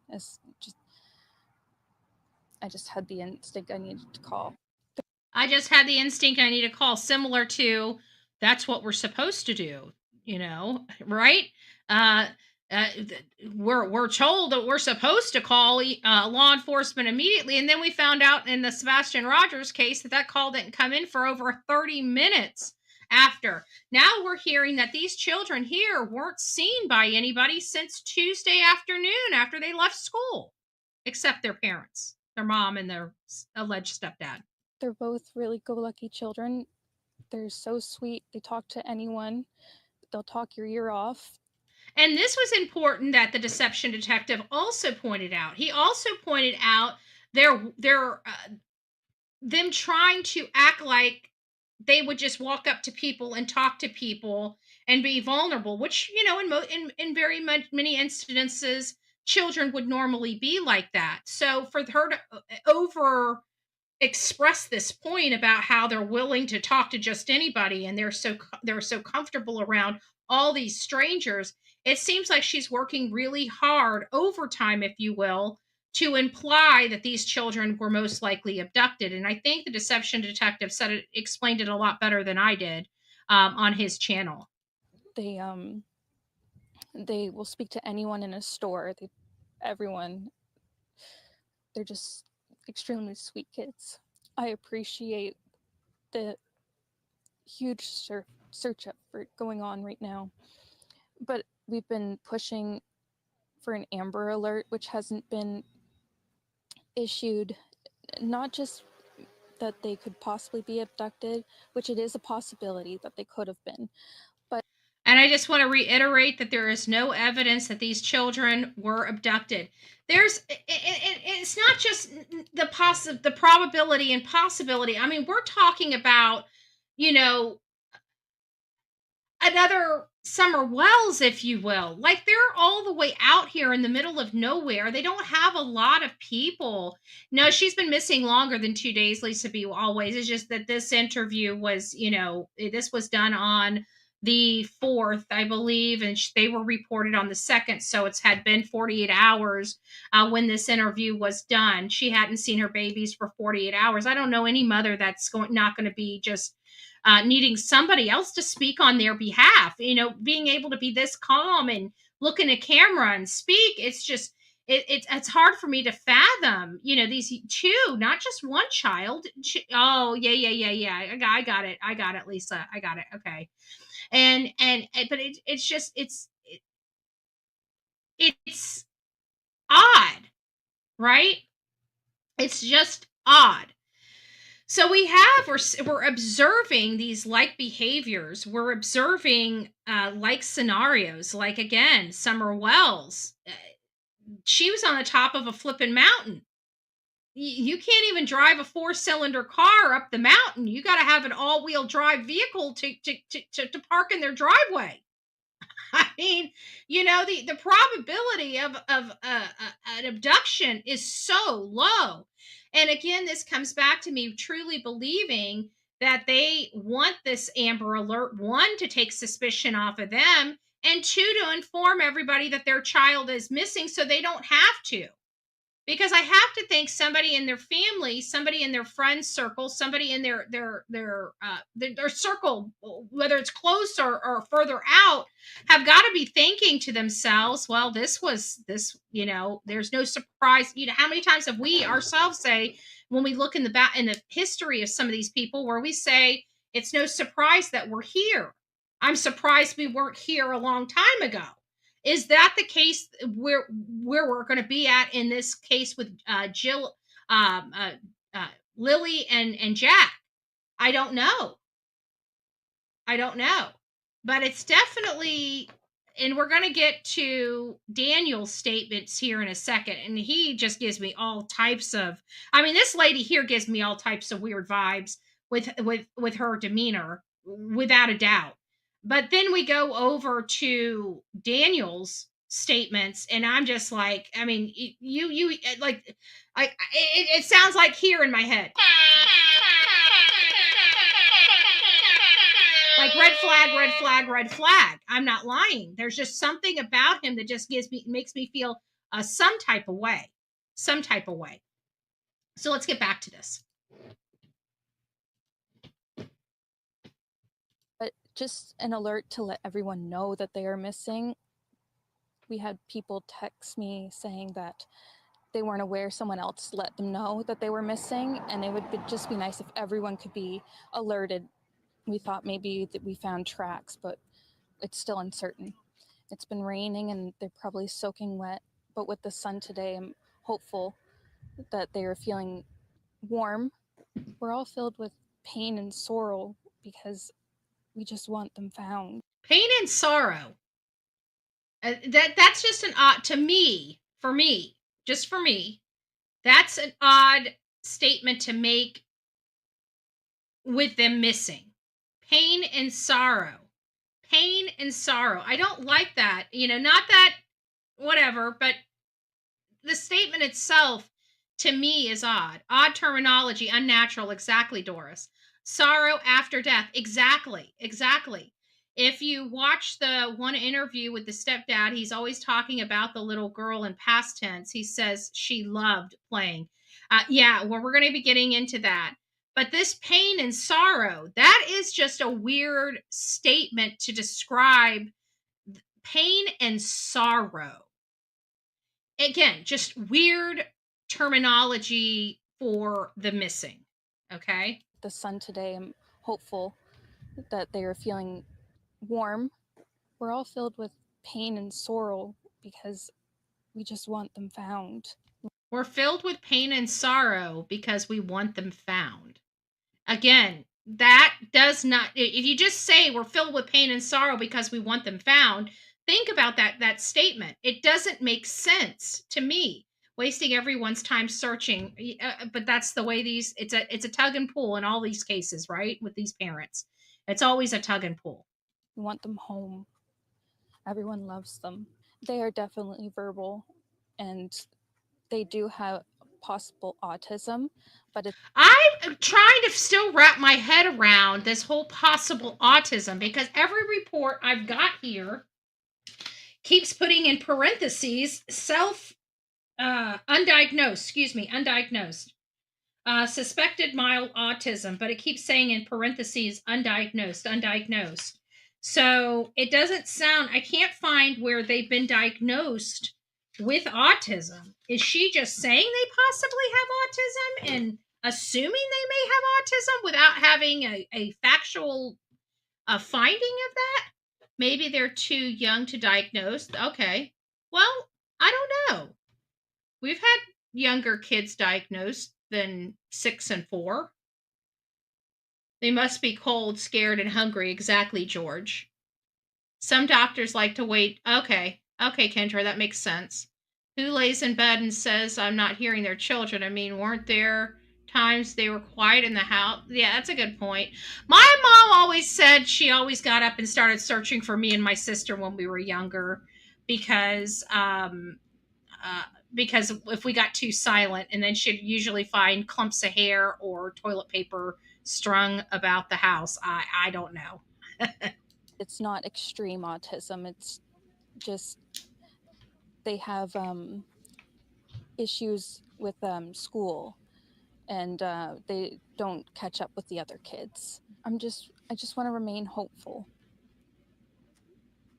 But there's always, in a mother's mind, you're always thinking the worst. Last night was one of the worst nights because I didn't have them in their beds. That sounded like Chris Watts. That sounded like Chris Watts. And she still can't even cry. Go through that another night without them. And she still can't even shed a tear.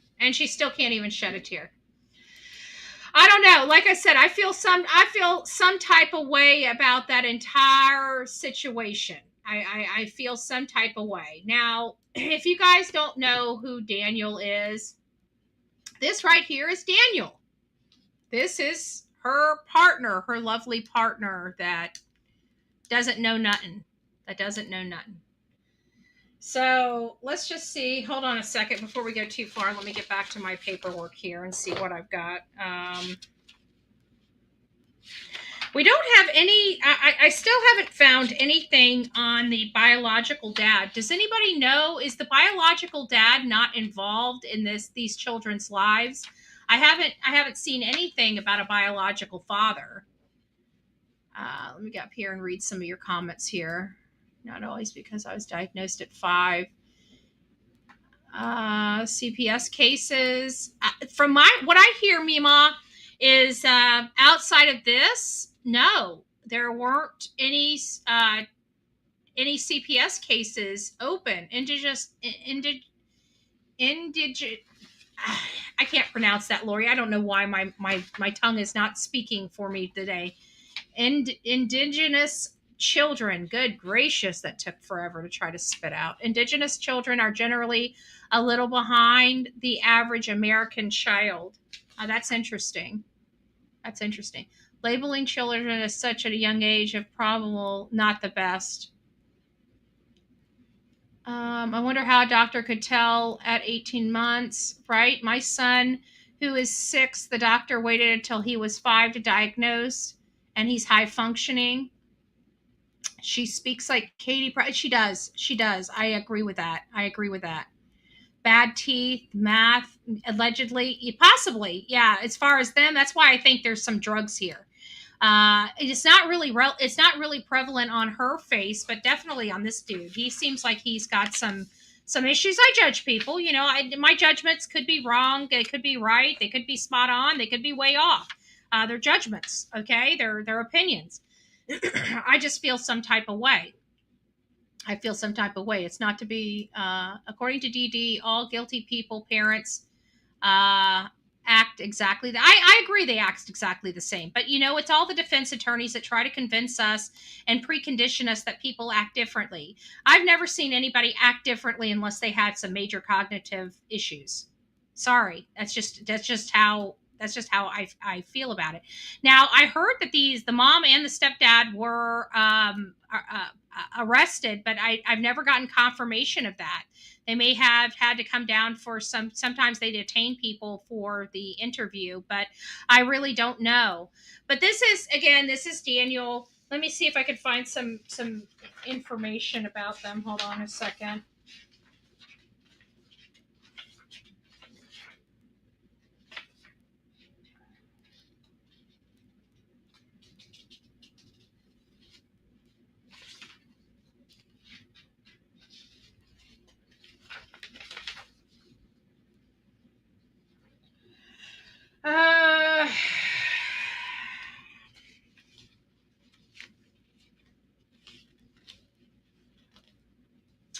So what I've got for, I'm not sure which report this is on, but just give us a little bit of historical background information, especially in cognitive, emotional, limited information, but her decision to leave the area post disappearance and block Daniel on social media suggests emotional distress or conflict. Her reported lack of emotion in an interview could indicate shock, disassociation, or guarded response to the mounted police advice not to speak to media. And I don't know if they would have told her not to speak to media, or if that's just another one of those things. She's a stay-at-home mom. She may prioritize family, but faces challenges managing 3 young children in a rural setting. Her departure suggests possible strain in her relationship with Daniel or coping difficulties. Stress response likely overwhelmed, as evidenced by her relocation to be with family and limited public engagement after initial statements. Daniel, which is what everybody's referring to as the stepfather, Daniel's consistent engagement with media and search efforts suggests a proactive, possible anxious response to the crisis. His willingness to provide his phone number and offer a test indicate a desire to clear suspicion. Personality describes as cooperative with police, though tension with Malehya's family and public accusations suggest social strain. His limited work, a 1-shift weekly, may indicate financial and personal stress. Appears to channel stress into action, searching media pleas, but his exhaustion and isolation after Malehya suggest emotional turmoil.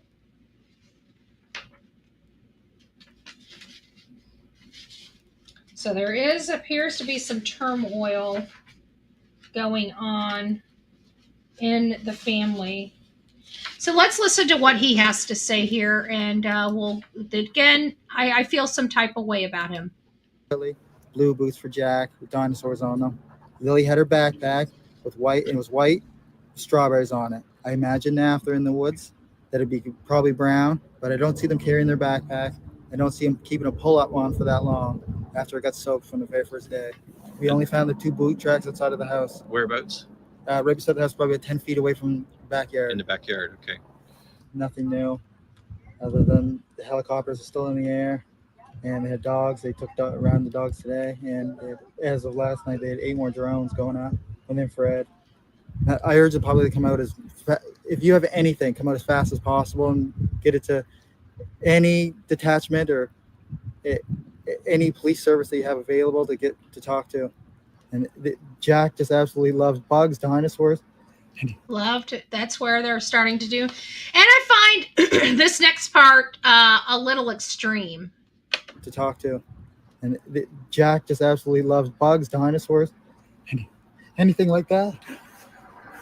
But Lily loves girly things, but she also loves doing everything with Jack, bugs. They're like best friends, not just brother and sister.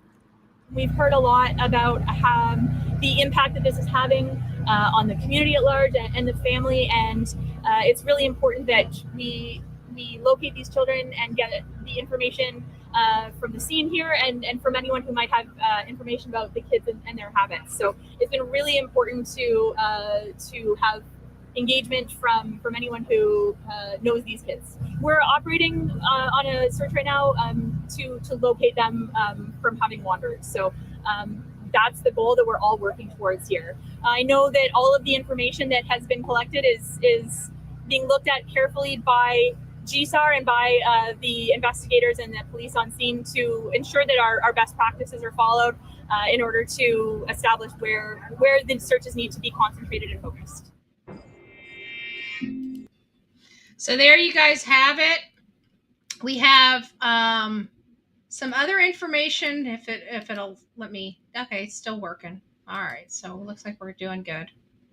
And we're going to go through a couple other ones. Let's turn our attention back to this country now. And we have an update on the search for 2 missing children in northeastern Nova Scotia. Police are looking for 6-year-old Lily Sullivan and 4-year-old Jack Sullivan. The CBC's Tricia Kindleman joins us now with the latest. And Tricia, RCMP held a briefing last hour. What did we learn? Yeah, unfortunately, still a lot of questions left at this point, Andrew, as the search does continue for that missing brother and sister in Nova Scotia. We did, like you said, we did learn more last hour. Now, that does include plans to scale back the search efforts. At this point, there are about 100 people that are searching a densely wooded area around this family's home in Lansdowne Station, Nova Scotia. You can see it there. It's about an hour or so outside of Halifax. And now we heard a bit more from investigators on this investigation and sort of how it's been going in these 6 days since these kids were reported missing on Friday. Now, what we understand is the family reported to police early Friday morning, early in the day, around 10 a.m., that the two kids they believed had left the home through a sliding door, which they say is quite silent when it opens and closes. So that's how they believe the children may have left the home. That's what the police have been told. At this point, there has been, again, this ongoing search and rescue operations. Police said they've searched thoroughly 4 kilometers of wooded terrain using GPS and grid searches. But of course, again, with all of these questions that are left on day 6 of this search, questions are starting to circulate around what could have happened to these kids. Could they have met with foul play? Unfortunately, here's what we heard from police when they were asked that question just last hour. I'm not going to comment on specifics of the investigation. We're going to continue on, and when we get to a point that we've got information that we're able to make any decisions that are able to be public, we'll let you know at that time. But right now, I'm not going to comment on specifics. Based on the experts and the review of the facts, the inclement weather, the time frames, and their age, the likelihood that they're alive right now is very low. And what we also heard from police last hour was while they have been doing this search and rescue operation, there have been no reported sightings of the siblings. No reported sightings of the siblings. There's no scent of the siblings. A lot of the same things. No third parties have seen these children since Tuesday. So, again, lots of similarities that we have heard in the Sebastian Rogers case with this particular case. However, law enforcement has already come out and told the hey, medic biker, I hope you're feeling well today. How can they arrest her parents, but not the exactly? I don't know if they've ever been arrested yet. I've been hearing through the grapevine yesterday that people were taking to social media thinking that they had been detained. I didn't hear any further information about that. I don't know if it's true or not true. Again, a question I'm asking my audience when it comes to whether they have been arrested or not arrested or detained or not detained. I'm unsure about that. If anybody knows, please let me know. bullhornbetty@gmail.com. bullhornbetty@gmail.com. Thank you.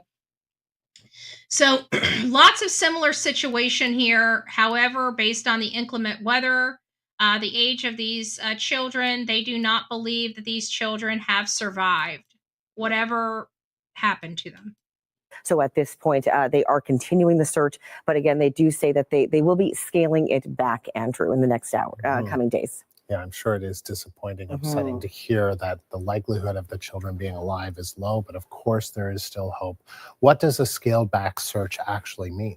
That's right. So they have had a number of search and rescue crews. So that's going to be scaling back in numbers and size. And they have also said that they are going to be focusing in on some areas that they have actually already searched, but they want to go back and do another pass over them. Here's a bit more from one of the other officers involved in the investigation.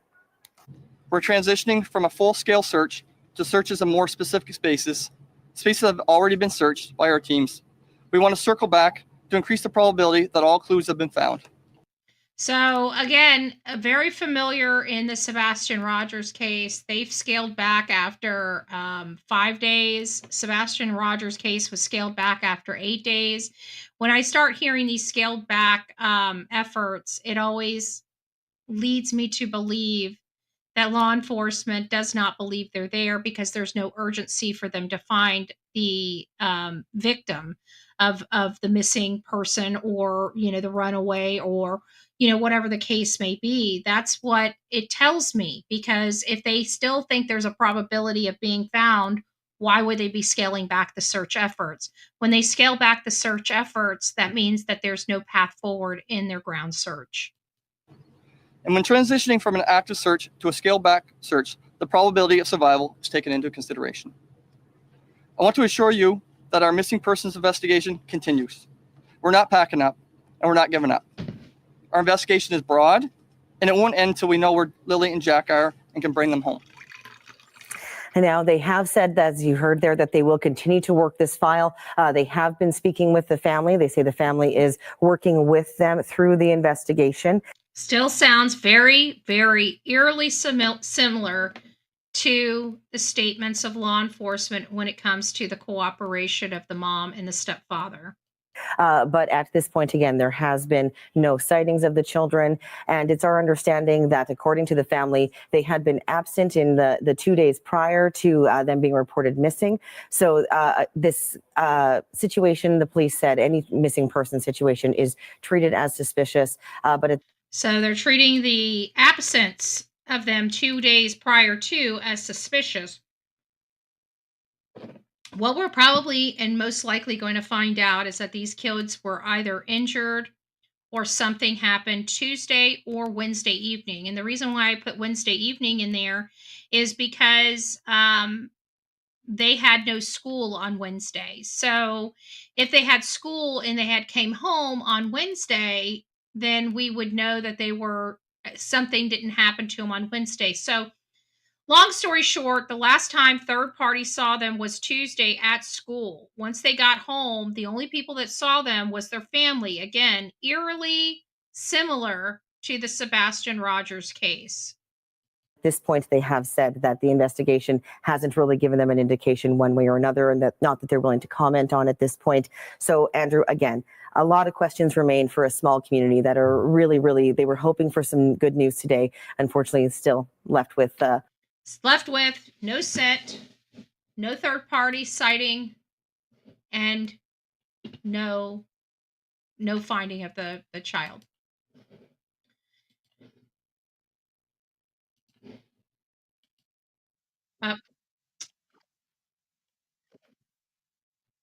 I get so frustrated when this thing loses my audio. I can't stand. I wish they could just fix these problems. I wish they could just fix them. Then I wouldn't be so frustrated.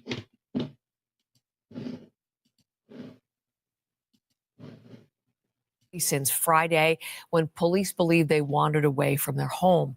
Brett Ruskin is live in Halifax. He's picking up the story for us this morning. Where do things stand today, Brett, with the search efforts? Good morning, Heather. Yeah, search efforts are continuing this morning for these two missing children here in Nova Scotia. So we have 6-year-old Lily Sullivan and 4-year-old Jack Sullivan. They went missing on Friday morning. Now, we heard from the children's stepfather recently. Here's what he had to say about this situation.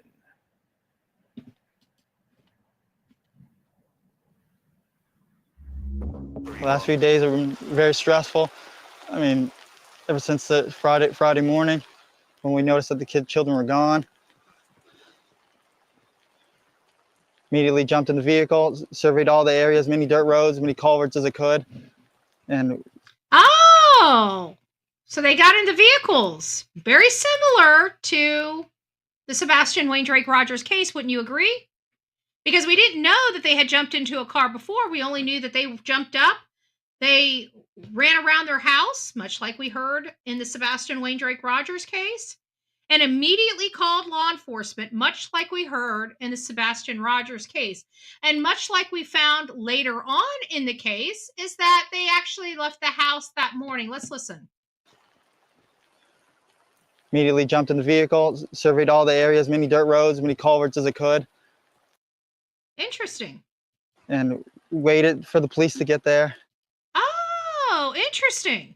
But hey, nothing to see over here. I mean, guilty parents don't act the same at all. Not at all. Because I don't believe this guy, okay? I'm not saying anything just yet. I'm just saying that he sounds pretty eerily similar to a bunch of people that we know did do something with their kids. Like Chris Watts, like Leilani Simon, like Don Wells, even though he hasn't been named or convicted. Like the Sebastian Rogers case, even though there's nobody that's been named or convicted. So again, this search began with family members and has now expanded to dozens of search and rescue volunteers. About 160 people were on the ground yesterday. There were dogs brought in to try to catch a scent of these two children. There were 8 drone units in the skies searching, as well as a couple of helicopters as well, each one of them equipped with infrared sensors and cameras looking for these children. Now, we heard from police talking about some of the challenging conditions and logistical issues that they are running into with this situation, with the kind of the situation on the ground. Here's what police had to say about this search. With the wet weather, it makes things a little more complicated for our searchers.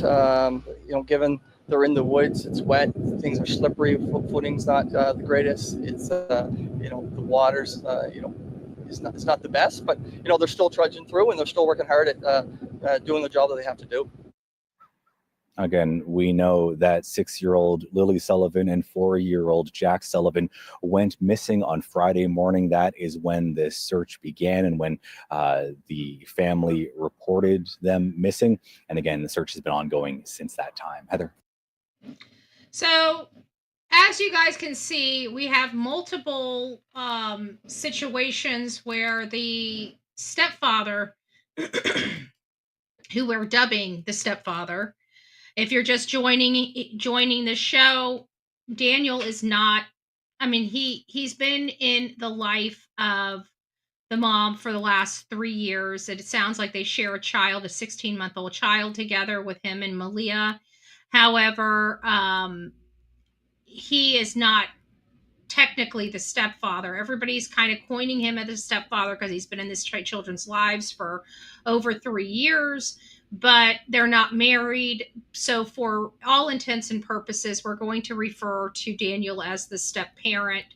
And we find it very interesting that this particular step parent is making statements that mimic other parents that we know have done something. We have 2 people that have been convicted of unaliving their children, and that's Chris Watts as well as Leilani Simon. We're comparing them to Don and Candace Wells. They have not been named a person of interest or a suspect in the disappearance of their child's case, but it is suspected that they are involved.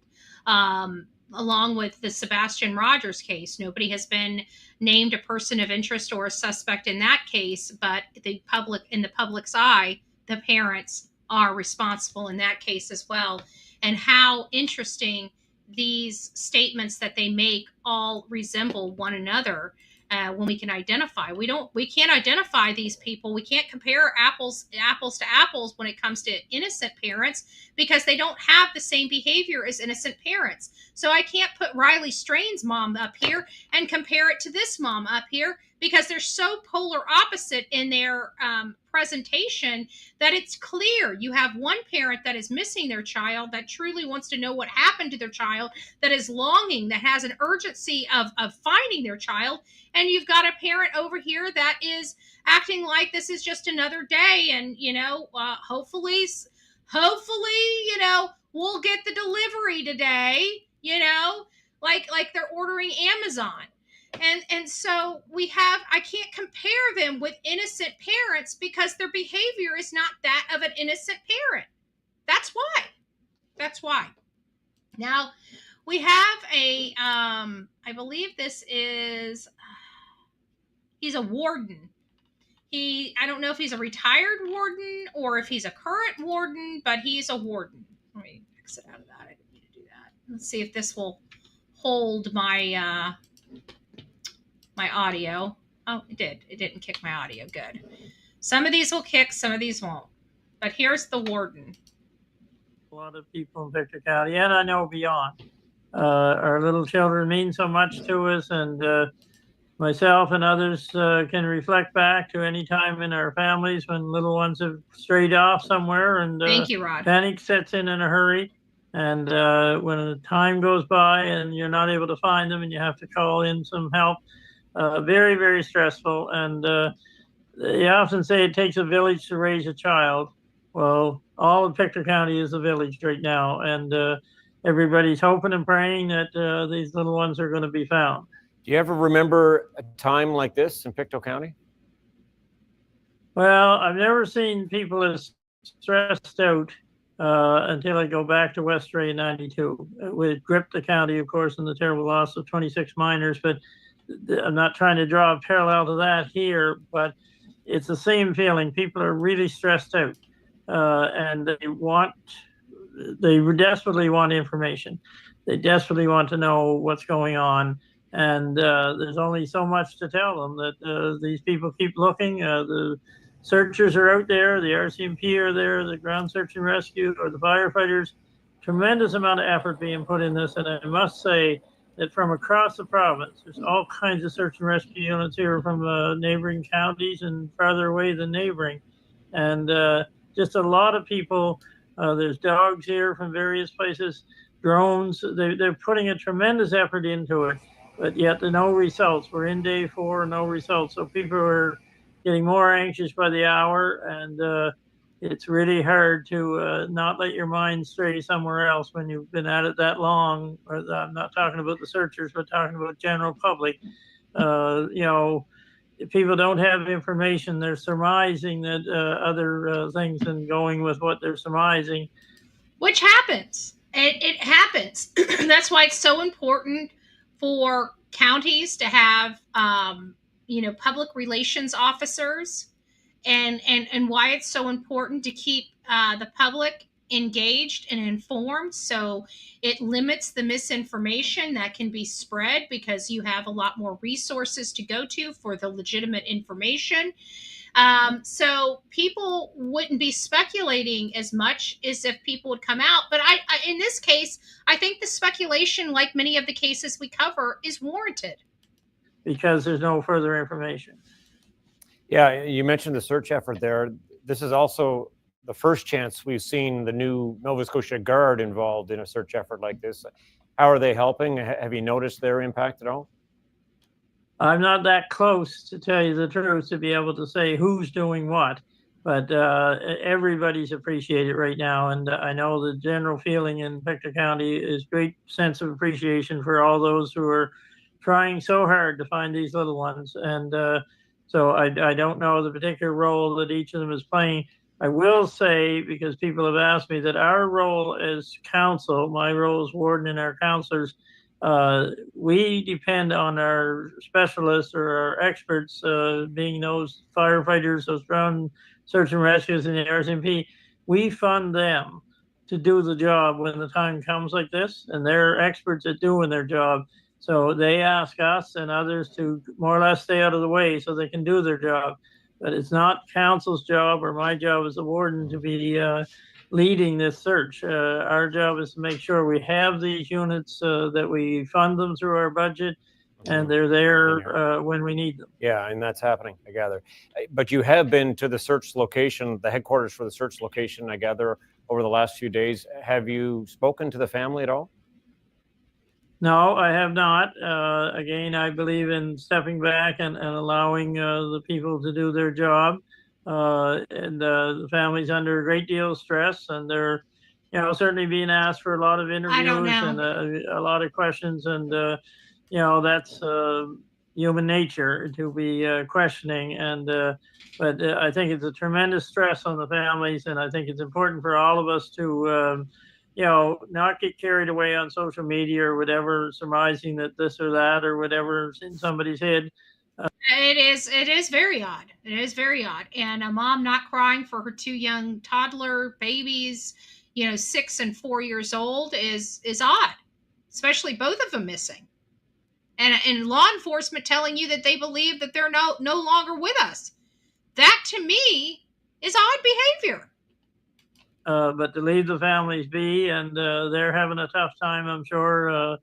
Just put yourself in the case of your children missing or your grandchildren missing, and the terrific amount of stress that's there. And so I think the family should be left alone with their people there to comfort them. And again, the best we can do is try and support the searchers. Okay, and just quickly before I let you go, this all comes as a young kayaker's body found in the Pictou County Lake. I mean, what kind of help might there be for people struggling to cope with all of this in your community? There is help, but it's hard at the first when it happens. Just a terrible amount of stress on the families. But we do have a lot of, we've improved a lot with our mental health, but we've got a long ways to go. And it's not just. So they don't really have a whole lot, is basically what I garner from that. So we do have the 30-minute press conference, but we're already at the end of our 2 segment here. So I'm probably going to kill it at that. And we're going to probably break down the press conference more in detail either later this afternoon or tomorrow at our 10 o'clock show.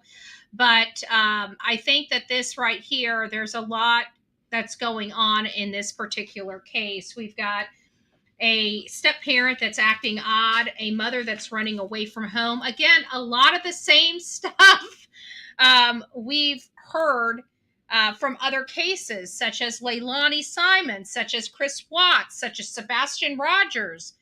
Even in the Summer Wells case, grandma took off. Shortly after the child had disappeared, Summer Wells had disappeared, she took off to go to Wisconsin or Illinois or something like that. Thank you, ER Blue. Thank you. Thank you. God bless you. So we have a lot of the behaviors that we're seeing over and over again in the true crime cases that we're covering when it comes to mysterious disappearance of children when they're with their parents. And some parents, they have all the right behaviors that we expect. Others do not. This is another example of a case that the parents, the mom and the stepfather's behaviors don't mimic or coincide with the story at hand, with the situation at hand. And so I've got this report. It's 20-something pages. I went ahead and did a behavioral as well as a victimology analysis on the kids. And we'll be going over that again later this evening or tomorrow morning's show at 10 a.m. One of the two, we will be discussing all of this. This case is serious. I do believe that something happened to the children, with the children not being in school Thursday or Friday, and they're citing a cough for not going to school. I truly believe something happened to the children either Tuesday evening or Wednesday evening. And we're just going to have to keep working it until we find some information. I may be off base with that, but I'm trusting my gut on this. This is my assessment just out the gate, that these children, something happened, whether they were in dire straits on Thursday. There's something that happened where they could not go to school, and I do not believe that they were sick as a result, and then just so it happens to disappear when they're supposed to be home sick. Like they're in bed sick. They're so sick they can't get up to go to school. Why are they outside of the house playing and running off? Now, they've lived in this property for a really long time. This is not the first time that they were unattended outside of their home. They didn't run off and didn't disappear and have no scent to track, have no eyewitnesses to see them past Tuesday, and there's no camera footage of them anywhere. So again, a lot of the same similarities. The dissimilarities are the area. This is very much more rural than the Sebastian Wayne Drake Rogers case. But at the end of the day, it is such a low probability of them being abducted. Something else had to have happened. All right, guys, we'll see you back later this evening or tomorrow morning. Rock it out with your coffee beans out. Don't forget to be fearless. If you see something, say something. An ounce of prevention is worth a pound of cure. And until next time, please be safe, but more importantly, kind to one another. And until next time, we will see you soon. From the East Coast to the West Coast, we are everywhere true crime is. We are asking for the public's help. We are searching in the woods. We are doing what it takes here on the Bullhorn Betty channels to find answers to the most alarming cases we have been watching on the news.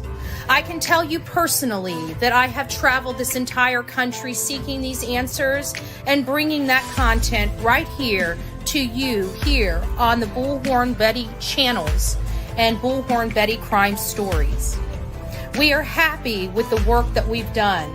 We've brought many answers to the public, and we have defied mainstream media in our pursuit of the truth in these cases. We will continue to work, we will continue to fight for these victims, and we will continue to tell their stories here on my channels. Welcome to the Bullhorn Betty brand of channels and the Coffee Club. Thank you for your love, thank you for your support, and more importantly, thank you for allowing me to bring these victims' stories to each and every one of you, advocating for each of these victims. God bless you, God bless America, and more importantly, God bless our victims.